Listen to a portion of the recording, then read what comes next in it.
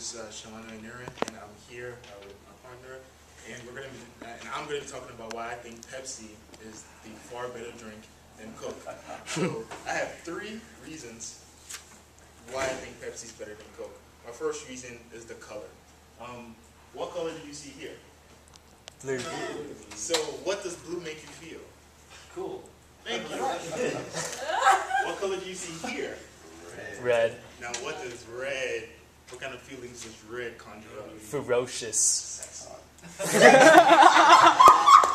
Apart from sexy, red usually conjures up anger. It usually makes you mad. So I prefer Pepsi.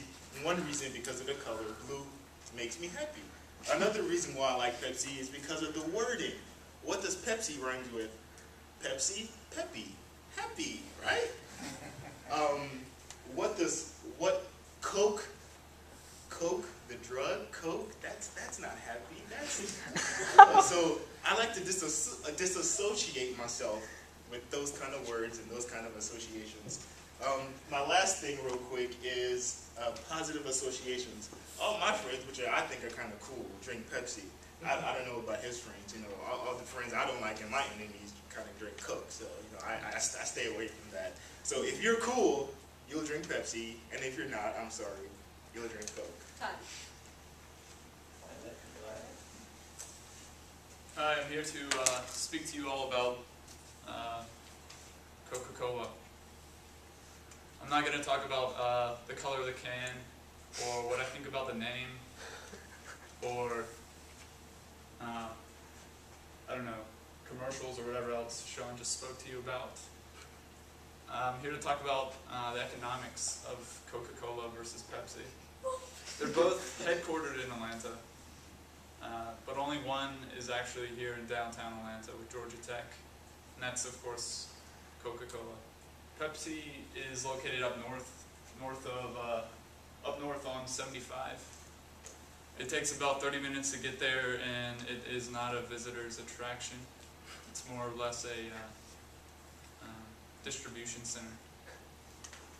So Coca-Cola has a World of Coke, and that means visitors to the state, and it attracts money and contributes to jobs here in Atlanta more than Pepsi does. And that's why Coca-Cola is a better product than Pepsi for anyone who's here in this room and living in Atlanta. Alright. Do you guys want to do rebuttals? Sure. Go ahead. So, I agree with what my partner has said. Yes, Coke is definitely one of the major companies here. Story, I first came here, I went to the dining hall, right? I'm a Pepsi fan, so what's the first thing I ask? May I have some Pepsi? I saw everybody's face and it looked like I had said some kind of crazy word or something just because I like Pepsi better than Coke. So that's when I learned the story about Coke supposedly, running Atlanta and whatnot. I don't care. But I like to see myself as going against the grain. How many companies do you know go against the grain? For instance, you have Apple. Apple goes against the grain. Everybody's running PC, but they choose to push against what everybody else is going with, and they're a successful company. How many successful companies do you know went against the grain, went against what people think is the most popular thing, and they're doing well?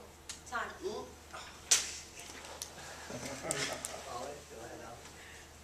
There's a reason why Coca-Cola is so much more popular than Pepsi, and that's because we have more choices. Coke, Diet Coke, caffeine-free Coke, Cherry Coke, Vanilla Coke, Cherry Vanilla Coke, the World of Coke. You know how many choices there are. I shouldn't really have to go over this.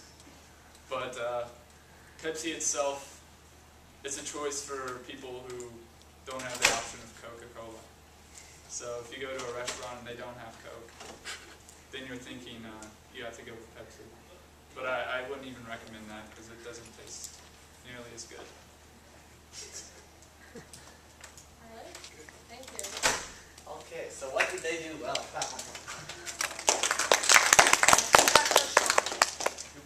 Yeah, Sean, you had phenomenal energy up there. That was from last time, maybe because it was a different speech, but this time you really had great energy. Great job with your content of personal disclosure. Engaged in the audience. You had a great captivating smile. You walked around. It was really well, Sean. Oh, wait. And Alan has a really interesting delivery. It's almost really effective. It seems kind of monotone at first, but if you listen to him, he's like a sense of humor that's very almost dry but effective. You know, I liked it. Good job on that. they both did what I had been talking about earlier, which was they got even more energetic for the rebuttal. Yeah. Which you played off to a humorous effect, which was great because his tone was it was dire. It was Yeah. super serious to start with. I mean, it was like Coke will cure cancer or something. And it was really serious. it got really, really peppy. And that was kind of cool. So I wanted to point out that they both had really, really good variation of their emotions and their feelings and their energy specifically. I thought one thing that Sean did and Dylan did is you guys numbered off your points. So I believe this because 1, 2, 3. I think that gives us a sort of a roadmap of where you're going, so that we can also follow your argument before you even start. So I think that was a really good choice for me. Alan, one thing though is your hands. You basically had 3 poses. One behind you back, like right now. One like this. Perfect. Yeah. Do you think that they were good, like hand gestures to use, or? No, they're not. But I didn't really prepare that much for this speech, Okay. so I wasn't really able to fill the role. This is Alan's first time. Tell him the 4 kinds of gestures. The 4 times Tell him the gestures. 4 kinds of Okay. gestures. So there's one. I don't know the exact name of them, but one of them is, I guess you have your solar plexus region, which is over here. Done within the outline of your body. They're called subtle gestures. So solar gestures over here. Then there's one I think you call them dramatic, and Outside the body. outside the body. And then there's one-handed and two-handed. So you got one-handed subtle, two-handed subtle, one-handed dramatic, and two-handed dramatic. Okay. Try to use all of them. Okay. So yeah, because you have like a good, serious, earnest voice, and maybe be a good contrast if you use your hands to kind of show excitement, and kind of in passion in what you in what you're saying. Okay. So Alan's new. Tell me about the 1/3. the 1/3. So dividing the audience into thirds. So, do you want me to talk? Yeah, sure. Okay. Alan, you do body movement. You walk over and talk to 1/3. You walk to the middle, talk that third.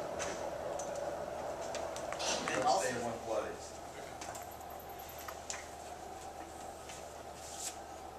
Alan, that's why you're here, to learn.